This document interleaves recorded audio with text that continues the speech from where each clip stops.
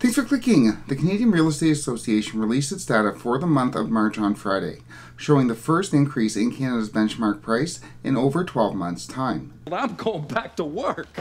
Well, we'll see. But the positive, upbeat narrative is definitely tangible across the CREA and the real estate industry in general, with CREA economist Sean Cathcart calling an end to the real estate market correction during his interview, and Royal LePage president Phil Soper saying as much during his interview with Bloomberg on Thursday.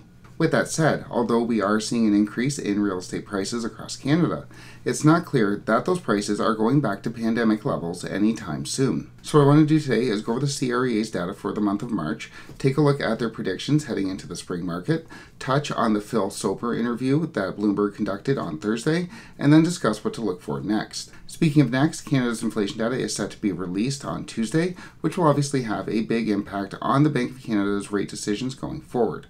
We'll obviously have an update out on that data on this channel. Click like and subscribe if you want to get those updates, but for now, let's get into March's data.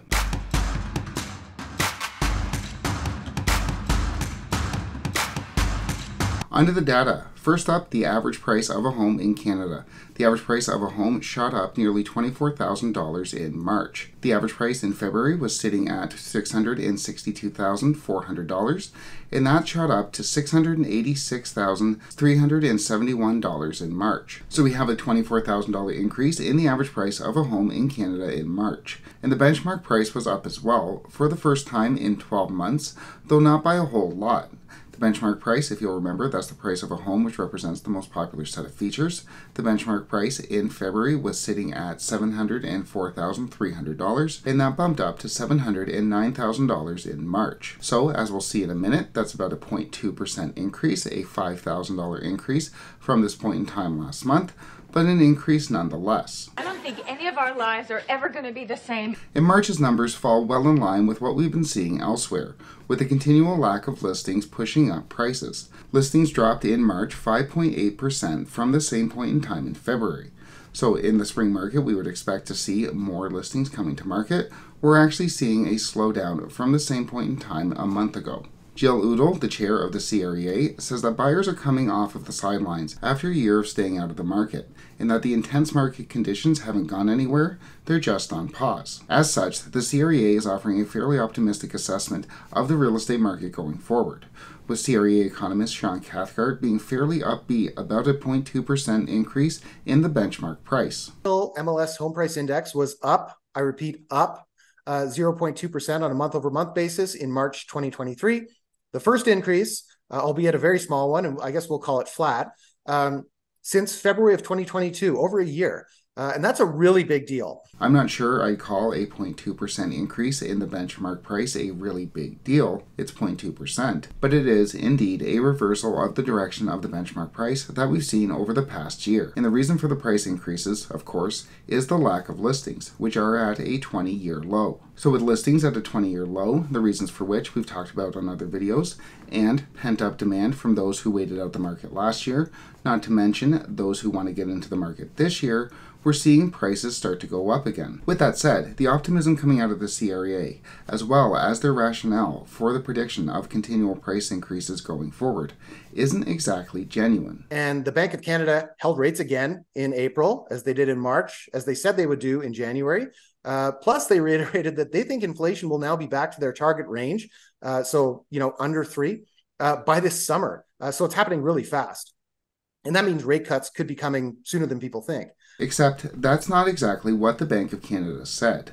The Bank of Canada's policy announcement said that inflation is expected to be around 3% by the middle of this year, though the bank does not expect inflation to be back at target at that 2% level until the end of 2024. We do not expect to get inflation all the way back to the 2% target until the end of 2024. Is the CREA arguing that the Bank of Canada is going to reverse on rates? They're going to lower rates if inflation is sitting at 3 or 4%? Probably not unless we're in a recession. And as such, as we talked about before on this channel, although the CREA may be predicting imminent rate cuts or rate cuts much sooner than expected, the Bank of Canada Governor Tiff Macklem says otherwise. The implied expectation in the market that there are going to be that we're going to be cutting our policy rate later in the year, that doesn't look today like the most likely scenario to us. Granted, the Bank of Canada itself hasn't been exactly genuine about its interest rate policies in the past. But you haven't exactly been a saint yourself.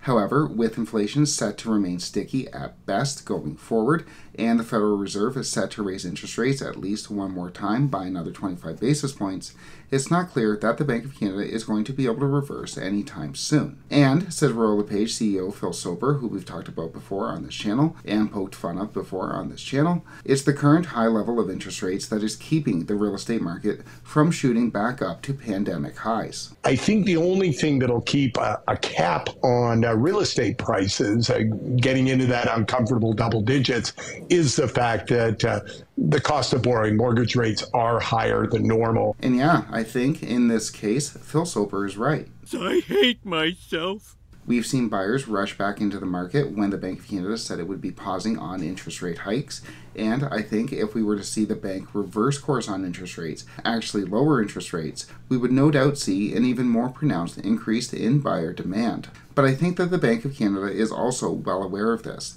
that if they were to reverse course on interest rates, it would hit asset prices almost immediately. That, were they to lower interest rates back down, we would see an almost immediate reinflation of the real estate market. That prices would go back up, we would see more money entering into the economy at a time when the Bank of Canada is trying to pull it out. And as such, I think they're watching this real estate market very closely. They're watching this increase in demand, the increase in the prices very closely, and they're going to keep an eye on the market. They don't want to see real estate prices going back to those pandemic highs. They don't want to see inflation reappear, reemerge, and have to go higher on interest rates. With that said, we are set to receive Canada's inflation rate out early next week, and we'll obviously have an update out on that data on this channel. Click like and subscribe if you want to get those updates, but for now, thanks so much for watching.